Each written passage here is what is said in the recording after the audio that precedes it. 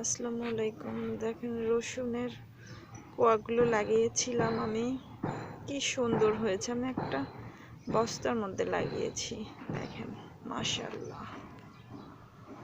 এখানে একটা টমেটো গাছ এবং একটা করলা গাছ লাগিয়েছিলাম, সেটা অনেক সুন্দর হয়েছে মাশাআল্লাহ মাশাআল্লাহ। আপনারা কিন্তু এখন রসুনের এই যে কোয়াগুলা কিন্তু পুরাতন রসুনগুলা লাগিয়ে দিলেই কিন্তু একদম হয়ে যাবে। একটা রসুনে প্রায় 10-12টা গাছ হয়ে যায়, আর একটা গাছ থেকে একটা রসুন হবে। আমার তো হচ্ছে তেমন জায়গা নেই, তারপরে যতটুকু আছে আমি অতটুকুতেই টবে লাগিয়েছি। মাশাআল্লাহ অনেক সুন্দর হয়েছে। আপনারা কিন্তু লাগাবেন আপনাদের বাড়ির আশেপাশে কিংবা ছাদে, টবে, যেখানে খুশি।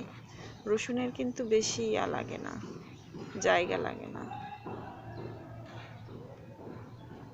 তো আমার ভিডিওগুলো যদি আপনাদের ভালো লাগে অবশ্যই একটা করে কমেন্ট করবেন এবং শেয়ার করবেন, লাইক করবেন।